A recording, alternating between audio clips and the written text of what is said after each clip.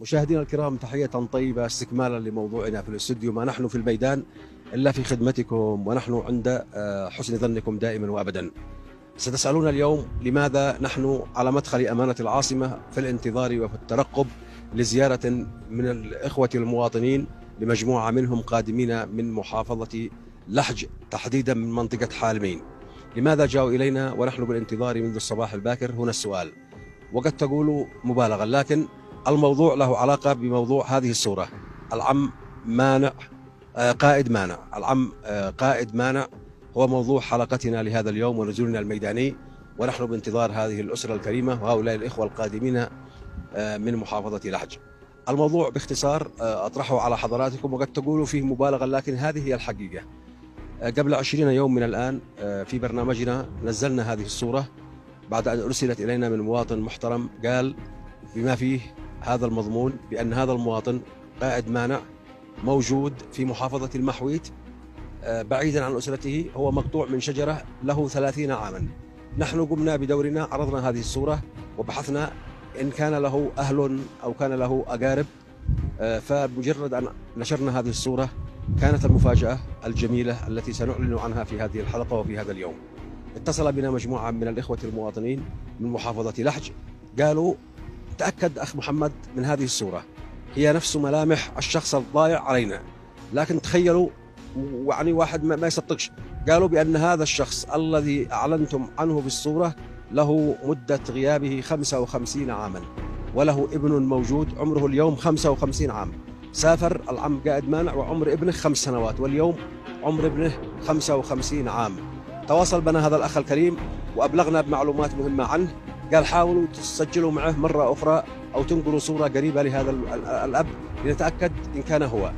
طبعا ما استطعناش نحن نحصل على صور أخرى لأنه الوالد مانع، قائد مانع التصوير ومانع أنه حد يلتقي به، بيخجل من الناس. فالحمد لله هم اليوم عيجوا من اللحج، سننتظرهم على مدخل أمانة العاصمة نتعرف عليهم ونعرف القصة من الولد أساسا كيف كانت وكيف حصلت ولماذا غاب هذا الغياب، وهل هذه الصورة لقائد مانع هو نفسه الشخص الذي يسألون عنه، أم يا ترى نجازف وننزل إلى المحويت إلى منطقة الظاهر الخبت لنتعرف عليه أكثر. ربما يكون هو وربما لا يكون هو. أتابعوا التفاصيل في مجمل برنامجنا وفي هذه الفقرة المهمة من عودة غائب. لكم الفضل دائما، وستنتظروا معي وصول هذه الأسرة. نحن هنا من الصباح الباكر بانتظارهم حتى يأتوا إلينا.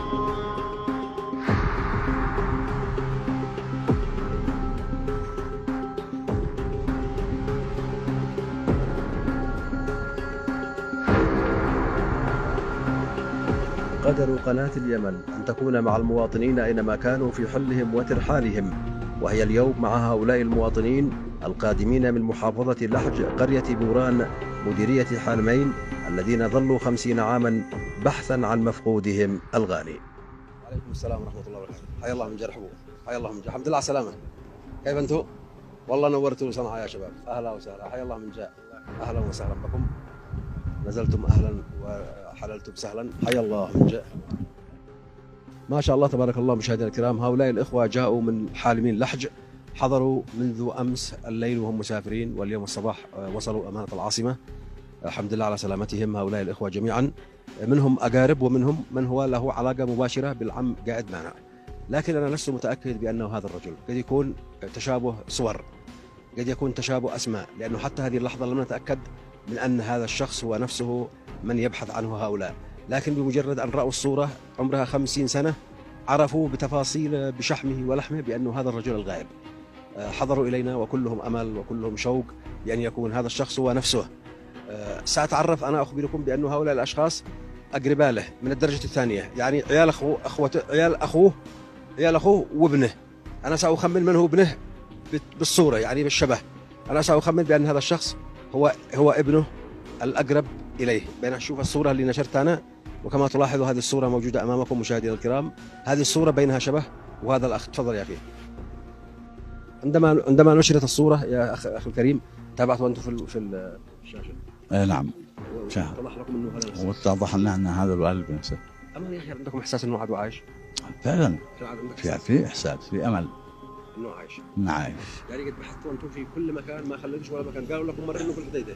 قالوا لنا مرة في الحليلة نزلتوا الحديده ونزلنا فعلا الحليلة ما فيش خبر. ما فيش خبر.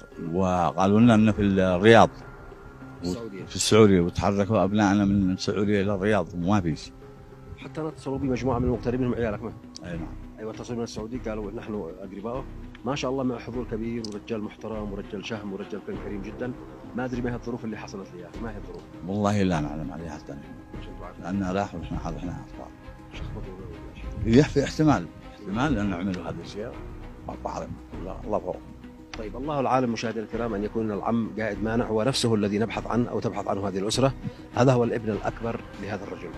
احنا قلنا بانه 30 سنه حسب ما وصلتني المعلومات من واحد مواطن كريم. طلبت منهم بان يصوروا اي مجهول في اي منطقه في اليمن. بالفعل استجاب الاخوه المواطنون لنا وصوروا لنا تفاصيل كثيره عن ناس مجهولين كثير. لكن هذه الصوره حصلت يعني حولها كثير من الجدل في الضالع وفي منطقه لحج حالمين، وحصل بلبله كبيره وسعاده كبيره عند الناس بانه هذا الشخص هو نفسه. حتى انه انا ارسلت لكم البطاقه الشخصيه. نعم. اثبتت حضور اكثر. ايوه نعم. اثبتت البطاقه الشخصيه. اي والله.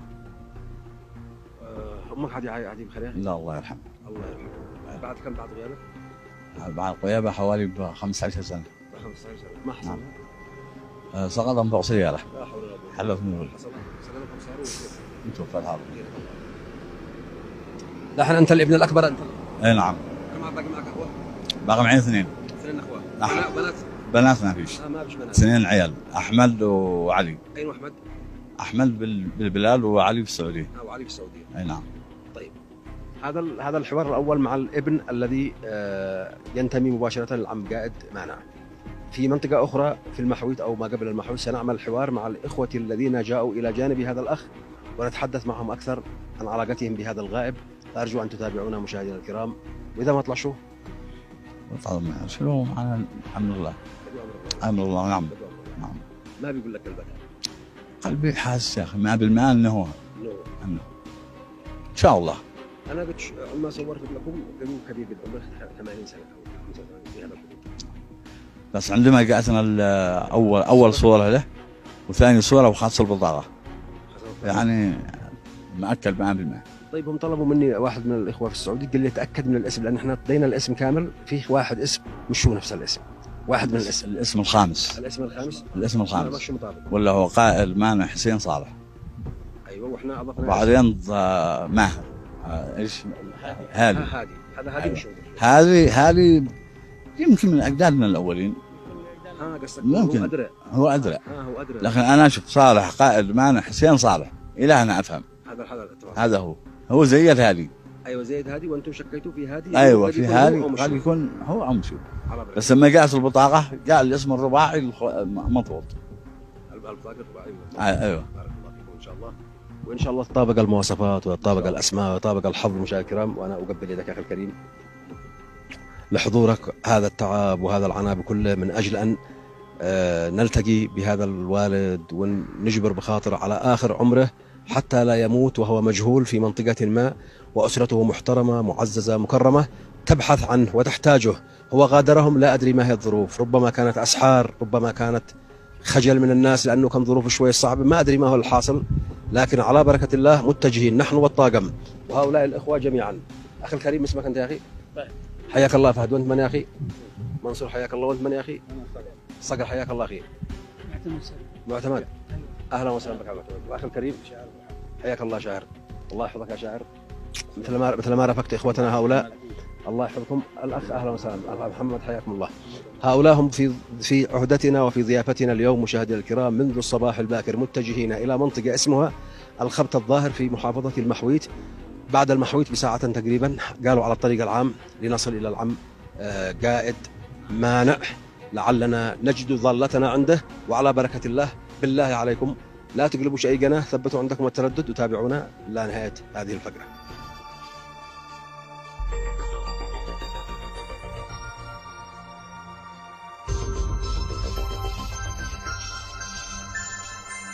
اتجهنا صوب مدينة المحويت بحثا عن أمل بعد يأس. وبعد 50 عاما هل يعقل أن يكون الغائب على قيد الحياة في نظراتهم الأسى والحزن وربما الخير كله من يدري.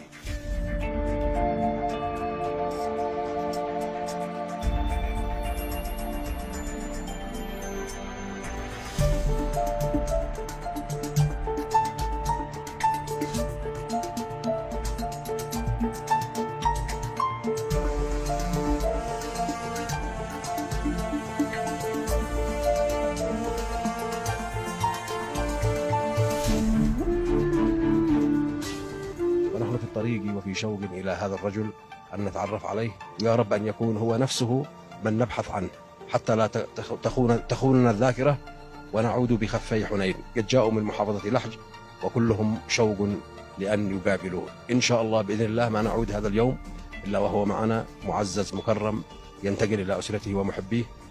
الناس كلهم ما صدقوا في البلاد، والله ما صدقوا. نعم. والله ما صدقوا. نعم نعم، أول ما هذا والله ما صدقنا. نعم والله. أيوة فعلا بعد هذه الفترة كلها مفاجأة أن تظهر صورة أبوك وهذا، يعني موقف. أول ما يرسلوا لكم الصورة أنت كنتوا في البيت؟ أنا أيوة نعم أنا في البيت. عندما وصلت الصورة أنا ما صدقت أيوة تنزل مخبوط. عندما وصلت الصورة حق الوالد بعد الفترة هذه ونتمنى من ربي أن يوفقنا به وما نعود إلا فيه علشان نعزه آخر زمانه ونحصل دعوة منه إن شاء الله. وحرمنا من أبويه ولكن إن شاء الله النبي يعوضنا بعد حتى لو عاش معنا فترة بسيطة. الحمد لله على البارك. الرجل هذا الشخص الذي قام بتصويره وارسله الينا قال عزيز جدا وكريم جدا ومحترم جدا، واحنا بنخاف على مشاعره لا نؤذيها عندما ننزل له بهكذا صوره، لكن ان شاء الله نوفق وان شاء الله نكرمه وان شاء الله نجمعه بابنائه على خير وفي خير. رجل عزيز وغالي جدا ومحترم جدا وعزيز نفسه، ويمكن ما ساب البلد وساب الناس وساب الاهل كلهم الا بسبب ظروف خاصه واستثنائيه. نحن نلتمس له هذا العذر، ربنا يوفق الجميع. تابعونا حتى نهاية هذه الفقرة.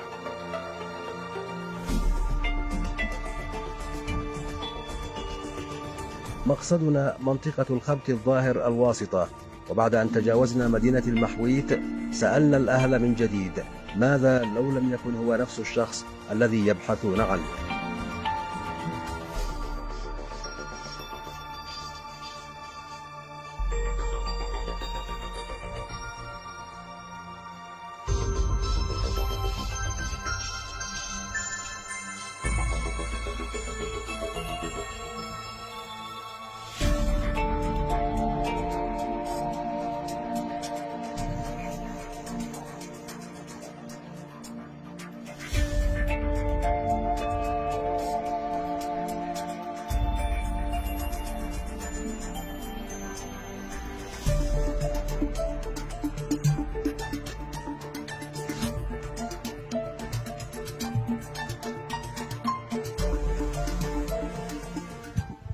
أشكركم مشاهدينا الكرام إذا كنتم ما زلتم في المتابعة والاهتمام منذ أن خرجنا من صنعاء حتى وصولنا إلى مدينة المحويت.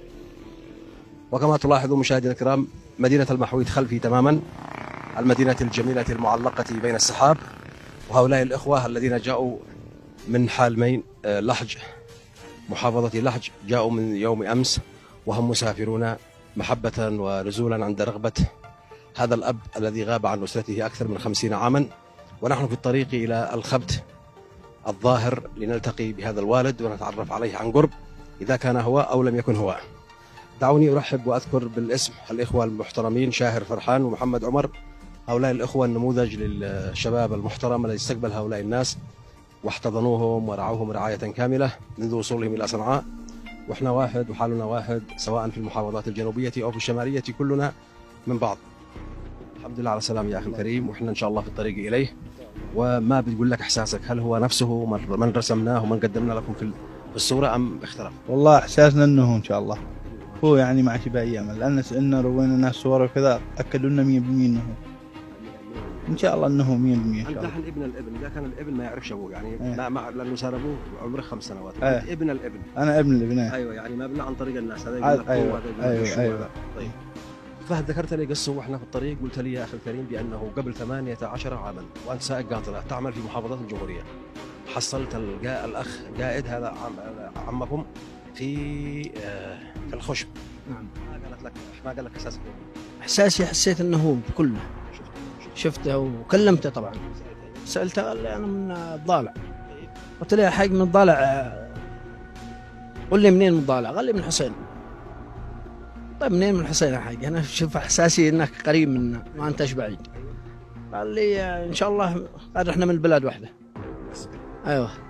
عطف ما عادش أيوه ما مش زيت عليه الكلام، مش عندي دليل، مش دليل وما أعرفه بنسرقه، ما عادش أعرفه أقول لك. شابهت على عمي. شبهت على عمك. نعم. في ملامح له كثير، هو عمي وأبوي برضه الله يرحمه. صورتك في يومها؟ لا في يومها ما صور، في إلا في صور معي له. ليش ما عرضتها؟ والله عرضناها وقالوا مشوه، كل جينا على الناس يقول لك مشوه، كان صورة متغيرة كذا شوي. بقى فترة كبيرة. جالس العمل مشاهدينا الكرام منذ هذه الأيام من 30 ومن 40 ومن 50 سنة، عندما هاجر هذا الأخ الكريم قائد مانع إلى المملكة العربية السعودية. اقترب فترة من الزمن عدة مرات يجمع، يقولوا له يا أخي ليش ما تروح عند عيالك ولا يروح يشلهم ثياب ومسمى، بعضهم يوصيهن وبعضهم يجمعوا له ثياب ومسمى علشان نسافر مباشرة. اليوم اللي يعطوه تحليل السفر يضيع. أنت الحين ابن الأخ سيفمه. نعم. أبوك عضو بخير يا أخي؟ الحمد لله رب العالمين. اللهم لك الحمد. طويت الصور ما قال نفسه؟ قال نفسه. قال هو أنه شبه بنفسه بحركاته. قالوا حتى مسكة العصا كأنه بيقول ابنه ما شاف الصورة وماسك العصا كأنه شبيه الوالد. شبيه الوالد. نعم. مسكة العصا. ايه. على بركة الله، الحمد لله على السلامة. الله يسلمك. إلى منطقة الظاهر في المحب الخبت، لعلنا نظفر بهذا اللقاء الجميل. إن شاء الله. إن شاء الله نجتمع به وما تعود إلا بالجميل. إن شاء الله. حياك الله أخ منصور. أنت مرافق لهؤلاء الإخوة، أنت الصهر هم. وأخونا. الله يحييك، بارك الله فيك، وأنا ممتن لك أخي الكريم على اهتمامك بهذه الأسرة وحضوركم من منطقة عدن. أيوة أنا ساكن بعدن، هم ساكنين بحالمين. بحالمين. أيوة أنتم بعدن. أهلا وسهلا. حيكون شعور جميل وإحنا راجعين به. أكيد إن شاء الله. لما تلقيت الكلام منهم قلنا بنطلع إن شاء الله ونرجعوا معنا ويكون خير إن شاء الله. هذا واجب إنسان أصلا. الشاعر فرحان محمد عمر من أوفياء الناس. بارك الله فيكم. والله يستقبلونا أنتم محترمين. أخواننا شمال وجنوب. أقول لكم حاجة يا أخي الكريم، والله ما مرض في صنعاء أو في إحدى محافظات الجمهورية إلا وزار عدن وسافر منها. يعني عدن حملت الناس في ظروفهم وفي همومهم وفي متاعبهم، وصنعاء تحمل الناس أيضا في كل الظروف في كل الأحوال. عندنا عايشين في صنعاء بسلام وأمان واحترام وتقدير من كل أبناء الشعب اليمني، وأنتم كذلك الإخوة الذين من الشمال عايشين في الجنوب في عدن بالذات في كل رعاية واحترام وحب وتقدير واهتمام. لكم مني خالص الأمنيات. مشاهدينا الكرام، نقلنا لكم الصورة الثانية من هذا اللقاء. ترقب، ملامح خوف، قلق مني أنا شخصيا، لكن هم مطمئنين، قالوا بأن هذا دمنا وهذا أخونا وهذا حبيبنا وهذا قائدنا العم قائد الذي غاب عنا. إن شاء الله نلتقي به. اللقاء القادم سيكون متوجا بالمحبة والسلام في الظاهر منطقة الخبت، لعلنا نجد عنده ضالتنا ونعود به إن شاء الله. قد نعود به أو لا نعود به، نرجع به إن شاء الله.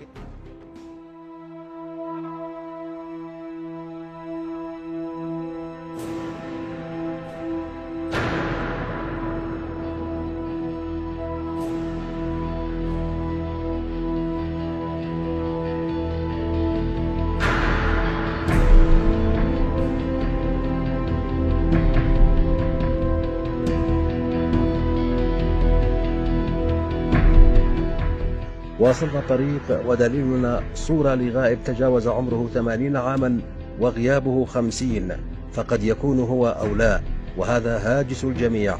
وصلنا الواسطة قبل اللقاء وتحدثنا إلى الإخوة المواطنين الأحبة.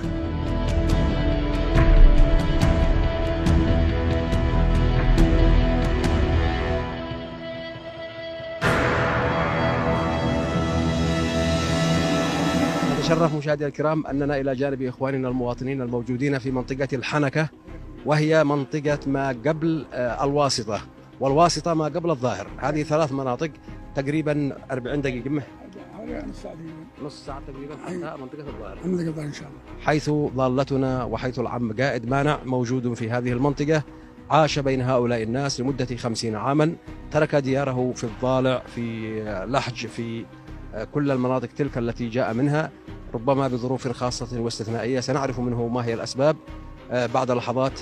فلكم الفضل دائما إن تبقيتم معنا، ثبتتم عندكم قناة اليمن، قناة كل اليمنيين، والله يحفظكم يا أخوتي. بارك الله فيكم. قال أنتم منتظر هذا اليوم أيام مطر، ما إن شاء الله؟ باذن الله باذن الله ان شاء الله باذن الله. نشوفكم على خير إن شاء الله. ان شاء الله. السلام عليكم ورحمة الله.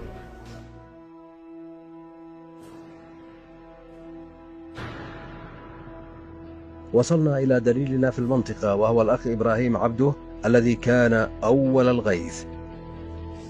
هذه قرية الواسطة مشاهدينا الكرام، ونحن في الطريق، قد احنا أقرب إلى محافظة الحديدة.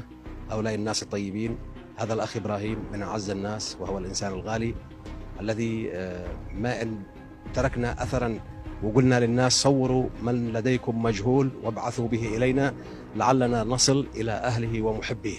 الأخ إبراهيم استجاب والتقط صورة للعم قائد معنا وأرسل بها إلي، وصلتني قبل شهر، ولكن من كثرة الرسائل لم أقرأها إلا متأخر. ما فقدش الأمل، راسل لي رسالة أخرى قال لي أخ محمد هل قرأت رسالتي؟ فوصلتني الرسالة وقرأتها، وكانت كالتالي. ما كان فيها مضمون يا إبراهيم؟ فيها عمي قايد حفظه الله، له أكثر من 30 سنة يقول في محافظة المحويت، فأرسلت صورته إليك تبحث عن أهله لأنه يقول لدي أهل، فحبينا نوصله إلى أهله. ما قال لكم؟ ما شرحوا؟ قال أنا عندي أولاد وعندي أهل في الضالع، تكلمنا عنهم بس لا يدنا أي تفاصيل القصة، يعني ما يرضى يتكلم هو، يعني ما يرضى يتكلم بالقصة نهائيا، يعني تكلم معه يخرج من الموضوع تماما. هو عندنا ناس ورجع عندنا وشي دي التفاصيل حقها أبي الأم جنازة وسيعود سيتكلم معكم. هو يعني الشأن الأول له، لأنه هو جالس عنده وجالس معه في الموقع، يعني الأولوية له. يعني ما هو الموقع هذا؟ هذه الآن في منطقة الواسطة. أيوة عايشين هنا في مزرعة؟ لا في محطة بترول ومصنع بلوك جالس عندنا. أي مصنع محطة بترول. لا غرفة وحمام وسكن، يعني رسمي ادينا له. سكن رسمي. أيوه. هكذا لله في الله. نعم. طيب قلت لي أنت أنه له 30 سنة في رسالتك. أيوه. وأنا قلت 30 سنة، لكن عندما أعلنا على الصورة والتفاصيل جاوب مجموعة كبيرة من الناس، من الأخوة المشاهدين والمهتمين بنا في لحج، وقالوا بأنه له أكثر من 50 سنة. إذا كان ابنها الآن عمره 50 سنة وسروا عمره 5 سنوات، فالعمر طويل جدا وكبير جدا. الآن لو سمحتم قلنا إلى هذا الشخص العم قايد، احنا خايفين لا يزعل مننا. لا يزعل إن شاء الله. هذا رجل تراجعك، أنا كلمته الطلبة، ما قلت لي أنت، قلت لي أتكلم. أيوة لا تكلم. أيوه أنا بس أتكلم، لبيت طلبك يعني، ولا عنده أي. عاد احتمال الحين إنه قد يكون هو ما يكون شو. هذا الشيء راجع للتصوير يعني لكم يعني. أيوة الأسرة. أيوة. أيوة شباب. الصورة من هذا. بالله الصورة من هذا وبطاقته اللي تعديها لك يعني. نعم. أيوة طيب يقاطع من الحويت. بطاقته. نعم يقاطع من الحويت. نعم.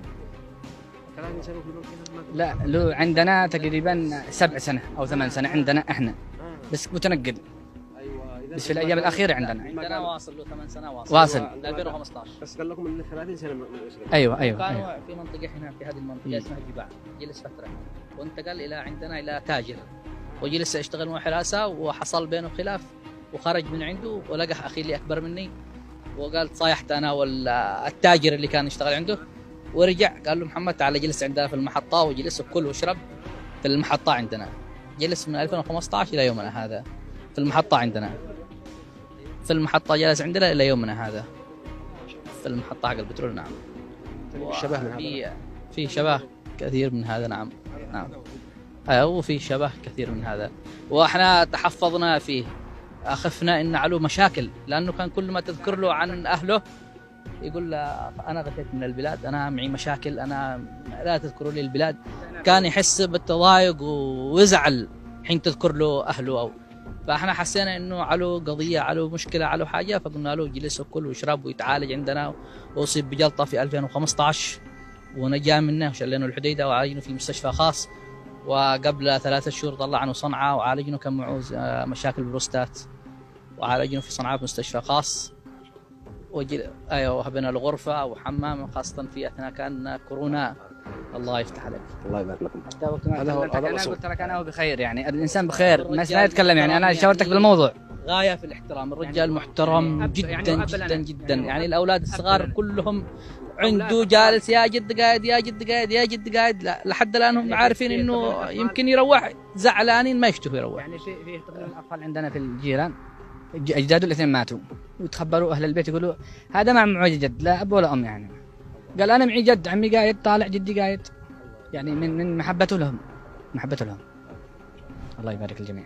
سننتظر شويه يا استاذ محمد لما الوالد يخرج، لو له الاولويه يعني فوقنا كلنا. الان لا ما نشتري المحطه، ما نشتري نظهر امام الشاشه عند عمي قاعد نهاية بحضور الوالد. هذا طلبي اليكم يعني. هذا ايوه دحين في الملعب، دحين موجودين الان في الملعب. ايوه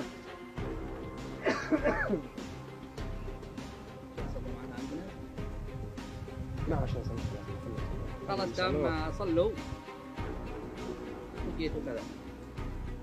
هذه الغرفة التي يسكن العم قائد فيها طيلة سنوات البقاء في منطقة الواسطة. وقبل الدخول إليه نتحدث إلى العم عبد إبراهيم الذي احتضن هذا الرجل وأكرم وفادته وإقامته الطويلة. عاش عندكم المواطن هذا سنوات من العمر واعتبرته واحد من البيت، قلت له أنت اعتبرني أخوك، اعتبرني أبوك، اعتبرني. نعم قلت له اعتبر نفسك يعني انك كأب او يعني كأخ، يعني كأخ. وإذا مرض بالزيت وصنعاء وجيب له علاج يعني في كل شهر كل من والى. وعنده صيدلية مفتوح حسابه. نعم. المال بس علاجي يروح على حسابه مفتوح. لا طلع هو مثلا ناخذ نشيله نروح باختياره إذا يبغى يروح أنا ما عندي مانع. تخافوا على أساس إذا علق مشكلة وعلى قضية كل ما كنت تذكروا البلاد ولا شيء كان يخرجنا الموضوع. كان يخرجنا الموضوع وإحنا ما أخرنا كذا إلا خفنا لا يكون على أي حاجة. عم قايد في هذه الغرفة مشاهدينا الكرام، في هذه الغرفة يسكن في هذه الغرفة. شكرا لكم يا أبناء هذه المنطقة على احترامكم وتقديركم للعم قايد، وكثر الله خيركم وشكرا. حياك الله واهلا وسهلا وشرفتم وإياكم إن شاء الله. هذا واجبنا وهذا شرف كبير ان احنا لمينا الشمل وساعدنا في فعل الخير بفضل الله بفضل الاستاذ محمد ابو معتز، ولنا الشرف ولنا الاجر الكبير ان شاء الله عند الله عز وجل. جزاكم الله خير. مشاهدينا الكرام حد تنازلي في هذه اللحظات انا والاخ عبده، عمي عبده وابناء المحترمين اللي جلس عندهم وبلغونا بتفاصيل، لكن يقول عمي عبد الله تقولوش انه احنا اللي بلغناكم على اساس لا يزعل. لا يقول ان احنا ايوه احنا غاتين منه، احنا والله ما احنا غاتين منه. ايوه داري ايوه لا يقول ان احنا غاتين منه، لانه يعني زي ما تقول يعني اخ فاضل وكريم ومحترم يعني جدا.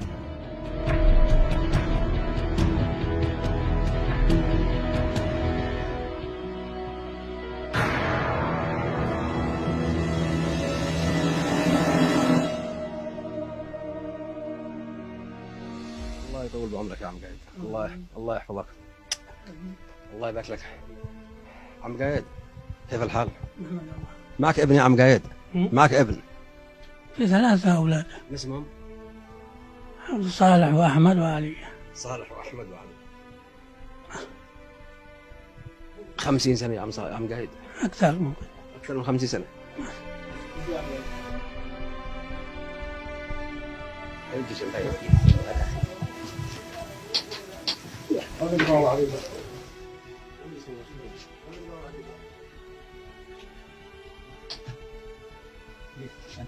عم قايد مالك فلتهم يا عم قايد؟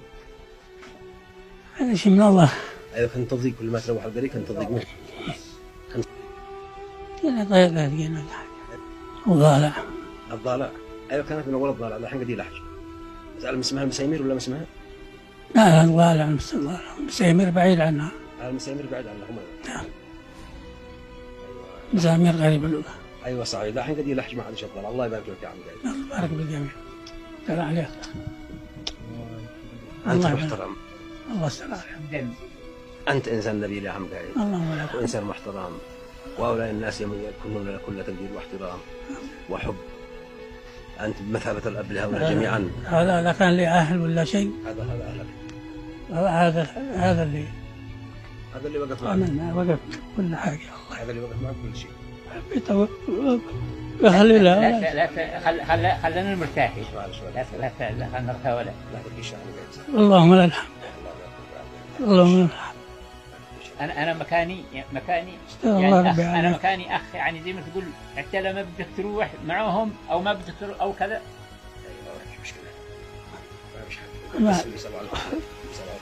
أول وآخر بيتي هذا حتى أموت. ما عندك. وانا يعني زي ما تقول ما في خلاص البلاد معي. ربك يستر. اللهم لك الحمد. اللهم لك الحمد. اللهم لك الحمد. اللهم لك الحمد. الله يبارك لك يا عم قايد، واحنا اطمئننا على قالوا انت مرضت يا عم قايد في الاخير. ما مرضت في الاخير، قال لك مرض. يعني جلطة. ايوه بعت لك جلطه. ايوه كيف ما عم اما عبد الله ما قصر معك. ما عبده يعني بالعلاج بكل حاجة. لا ما قصر. هو أولاده هو اولاده. ايوه ما قصروا ولا يعني. انت حد غثك يا عم قايد من البلاد ولا شيء؟ حد غثك في البلاد. حد غثك في بلادك ولا شيء؟ حد غثك في البلاد ولا شيء يا عم قايد؟ البلاد يا أخي خرجت من البلاد. طيب بعد من ضيق عادي. بعد مدة كذا شهرين 3 شهور أذكر البلاد كأني أذكر جهنم. وروحت مرتين. أرجع من الطريق أشوف الدنيا نار قبالي جهنم ولا ولا حاجة. لكن ما في فايدة. نسيت لا نسيت ولا حاجة. والله الحمد.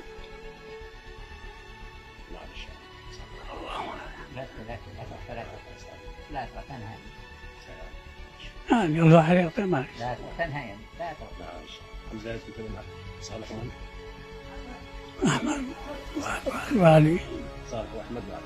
ما فيش معك بنات ولا شيء؟ ما فيش البنات ما فيش. تقول كم عمرك يا عم قايد أحمد؟ والله أعلم ممكن فوق 80 ممكن أقل ممكن أكثر. من زمان كان السلاح ما حد يورق ولا حد. ينتج الإنسان زي ما كان ينتج بهيمة. ما في تاريخ ما في أي حاجة.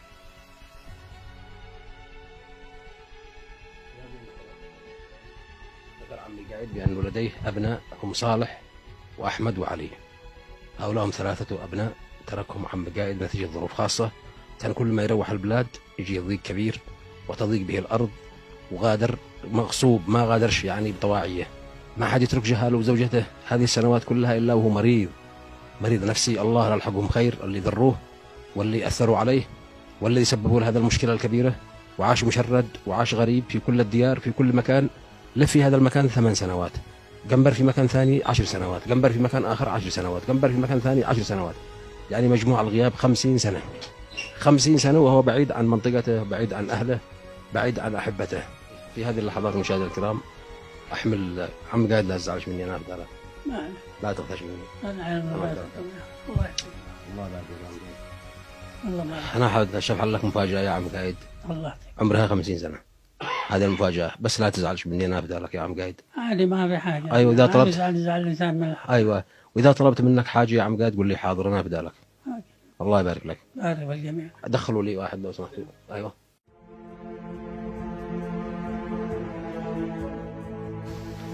عم قايد أقول لك حاجة. اجلس يا عم صالح.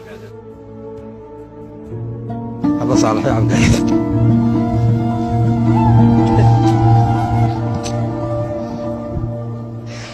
هذا صالح يا عم قايد.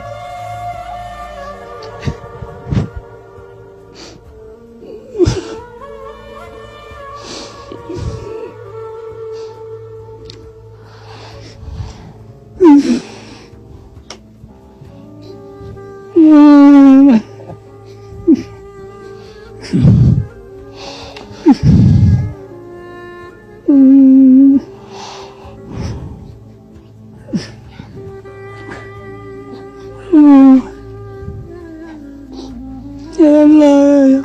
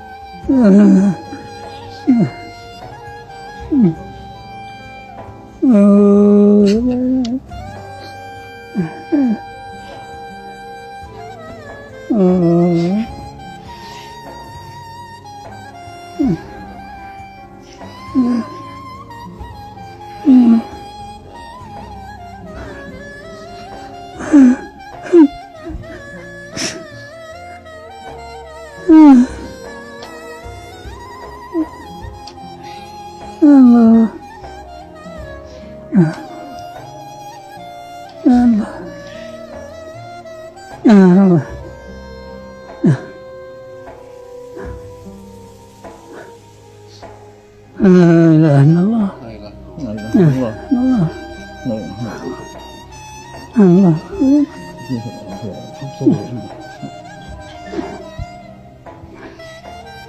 الله يبارك.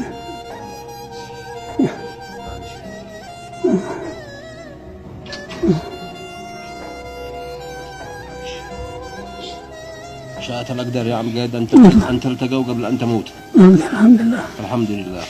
الله. هذا صالح بحث عليك طويلا يا عم. الله سلام. بحث عليك طويلا. بحث عليك يا عم قايد طويلا في كل مكان يا عم قايد بحث عليك. يا دنيا. الله صالح. الله يستر عليك. الله يبارك لهم ويحفظهم. وابناء الله يحفظك. كلهم بخير، قد ابنائهم مغتربين كلهم في السعوديه، ومنهم موجود في لحج في الضالع، كلهم الحمد لله بخير ويسلموا عليك. الله يبارك. بحثوا عنك يا عم صالح في كل عم قايد في كل مكان. الله يستر عليك. ما خلف ولا مكان والله.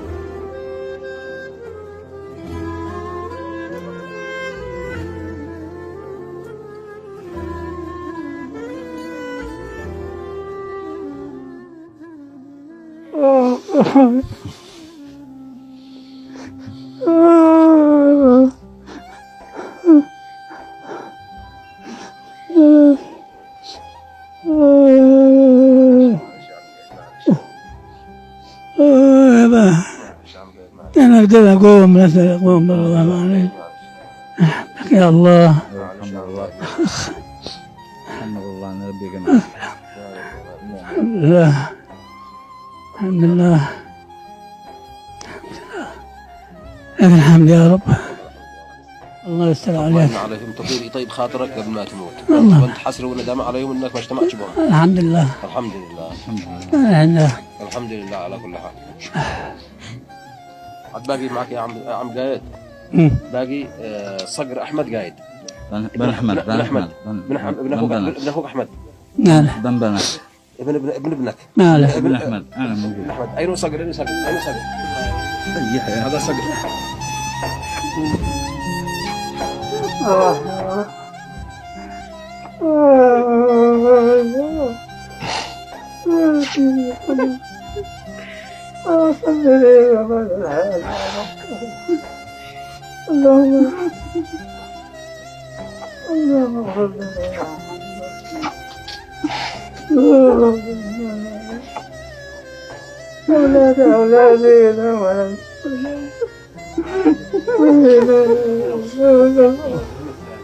حرمتك يا ارحم الراحمين. اللهم لك الحمد. اللهم لك الحمد. اللهم لك الحمد. اللهم لك الحمد. هذا صقر احمد قايد ابن الابن. الله. الله. يا عم قايد باقي فهد مثنى مانع. ابن عمك ابن اخوك مثنى.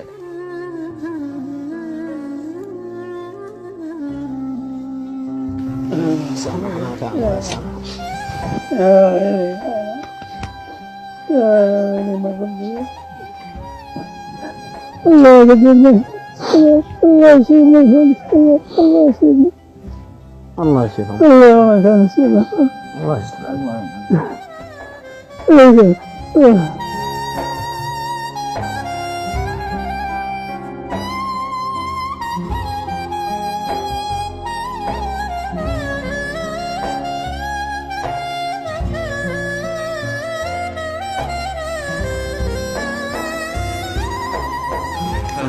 باقي عم قايد. نصل الموقف هذا لا اله الا الله. الحمد لله. الحمد لله ما شاء الله فعلا. الحمد لله عم قايد. اللهم لا ما شاء الله فعلا. اللهم لك الحمد. والحمد لله نحن اسرتك يا عم قايد كلهم محتاجين لك، اسرتك بيدوروا يا عم اللهم قايد. لك الحمد. اللي ظلموك ماتوا، اللي ظلموك كلهم سببوا لك الاذى كل هذا كلهم قد ماتوا. الله معتمده. يلا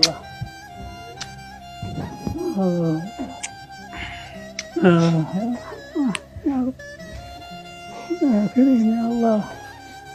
اللهم ارزقنا وارحمنا يا ارحم الراحمين. اللهم اغفرنا. اللهم بلغنا يا الله. اللهم لك الحمد يا ارحم الراحمين. اللهم لك الحمد يا الله. ضياع يا ابني.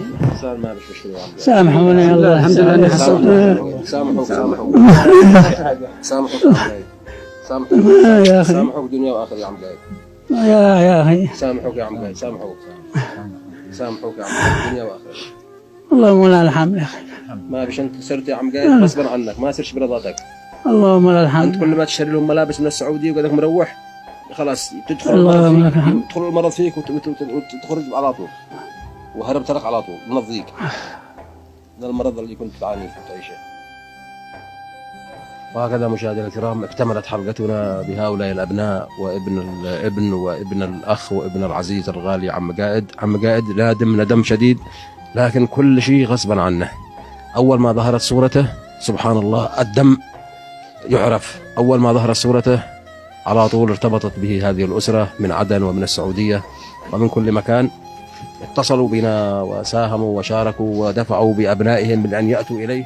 سافروا من مكان بعيد مشاهدينا الكرام وايام حتى وصلوا الى هذا المكان، والحمد لله. عم قايد ما كان يتوقع نهائيا، بيقول خلاص خوتم عمري عند العم عبده. انا في هذه المحطه في عند هؤلاء الناس الطيبين، عالجوه وقاموا بالواجب. الان اشد الندم ما يفعل واحد، الظروف حكمت على الجميع. ما غاب الا لظروف قاسيه ليس له علاقه وليس له سبب، وانما كانت ظروف خارجه عن ارادته. الله يحفظك يا عم قايد. نروح يا عم، نروح يا عم قايد، نروح. روح. خلاص نروح. روح.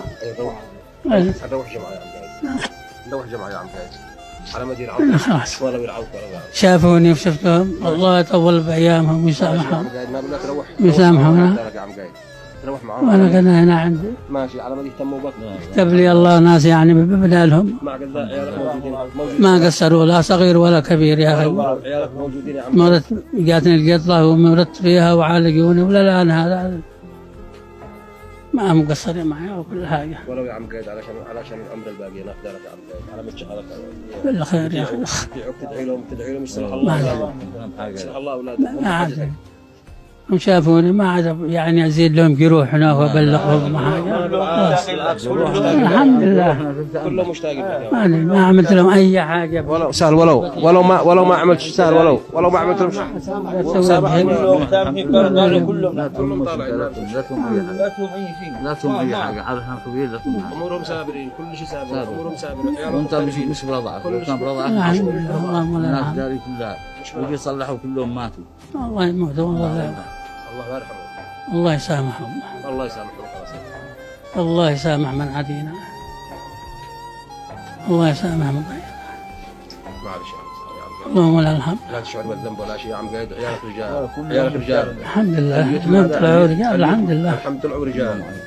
والحمد لله مستورين، معاهم بيوت، معاهم ابناء، معاهم كل شيء. ما كان ينقصهم الا معرفتك هين انت. ما كان ينقصهم الا انت. هذه السنوات كلها وهم بيدوروا عنك، بحثوا عنك في كل مكان، في الحديده في كل مكان. الله يطول بعمرك ان شاء الله. الله يطول. الله يستر عليك يا رب. الله يعطيك العافيه. ما عتبش خاطر يا عم قايد الا عم تروح معاهم الان. الان نروح مع بعض. نروح جماعه يا عم قايد علشان خاطري. حب رجلك يا عم قايد، انا افتكرك يا عم قايد. روح معاهم يا عم قايد ولو يطيعوك اخر العمر. ولو يطيعك.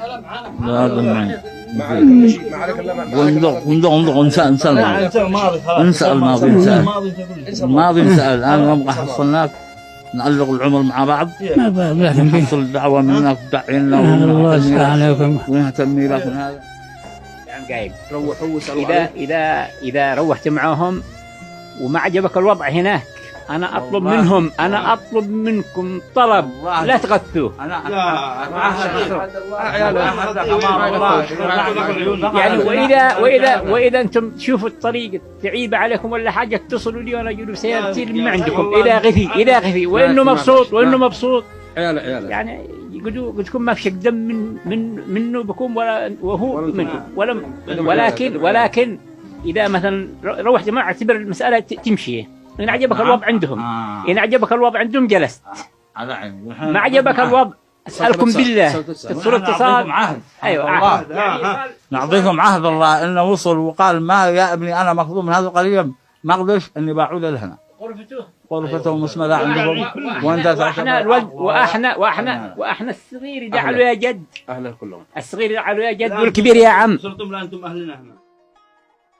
وبعد اللقاء الذي لم أشهد مثله في حياتي حزنا وفرحا، وبعد أن اختتمنا الحلقة من مكان تواجدهم، استمر بقاؤنا لساعتين كاملتين، وهي مرحلة الإقناع للعم قائد أن يعود مع أسرته وابنه.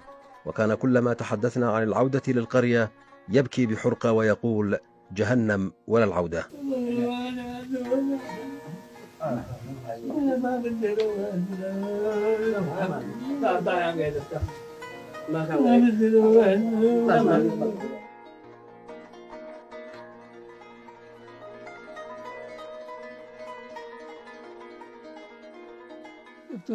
شفت من الناس اللي حضنوني وعالقوني أهلنا الآن صاروا أهلنا والحمد لله. أهلنا ما نقطعهم، أهلنا ولا أهلهم والله ما نقطعه ولا نطرحه، لا هو ولا اللي كلهم هنا.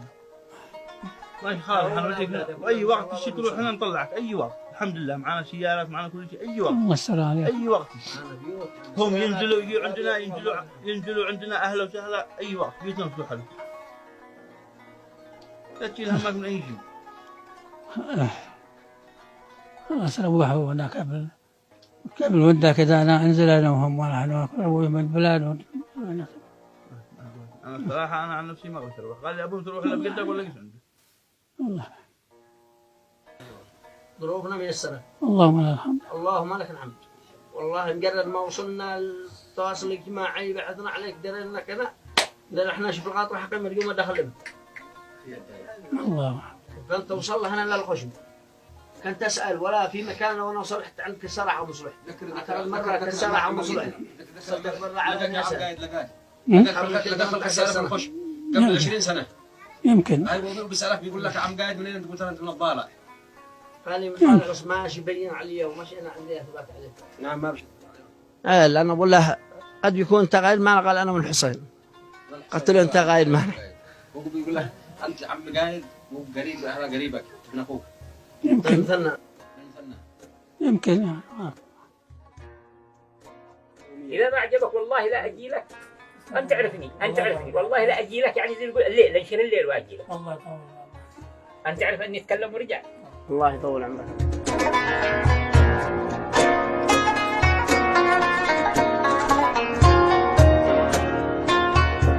وأخيرا وافق العم قائد على العودة مع ابنه وأحفاده بعد بكاء طويل مرير. هذا الرجل الطيب عاش مسالما مسكينا مظلوما تاركا أبناءه وقريته ومحبيه وعاش هنا، وقد نال هذا الرجل محبة أهل المنطقة جميعا حتى أنهم حضروا كما ترون لوداعه والبكاء عليه. اسمعوا يا شباب، أطلب منكم المسامحة لعمي قايد إذا زعلكم أو غثاكم، إحنا آسفين وحقكم علينا. والله الله يحفظكم، واحنا نقول لكم نستودعكم الله الذي لا تضيع ودائعكم، قمتم بالواجب، اكرمكم الله يا اهل الواسطه، بدءا من عمي عبده وانتهاء باخر مواطن منكم موجود اليوم معنا في مكان التصوير. نحبكم جدا جدا. هؤلاء الاسره من عدن، من الضالع، من لحج، يعتبرونكم اخوه، وان شاء الله يعدوكم بزياره اسريه عما قريب ان شاء الله. نستودعكم الله الذي لا تضيع ودائعه، وتحيوا وكلنا نسلم على عمي قايد، كلنا خارج نسلم عليه وعير رحلة. يلا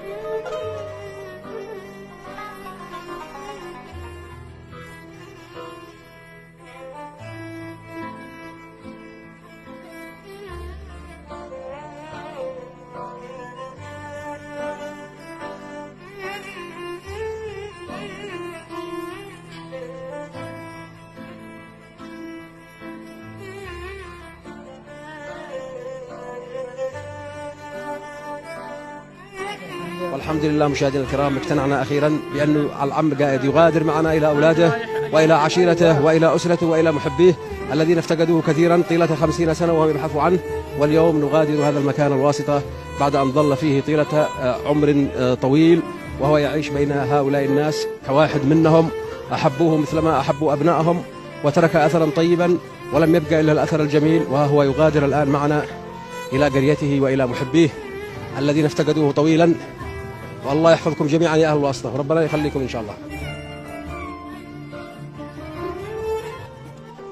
وداعا أهل القرية الطيبون، شكرا لكم وللأسرة الكريمة التي احتضنت العم قائد وآوته وأكرمته.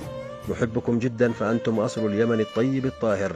هذه قصة من قصص شتى بنفس المأساة، ربما نلتقي في لقاء قادم وعودة غائب ومظلوم آخر من مظاليم هذه الدنيا. السلام عليكم أصدقائي المشاهدين ورحمة الله تعالى وبركاته.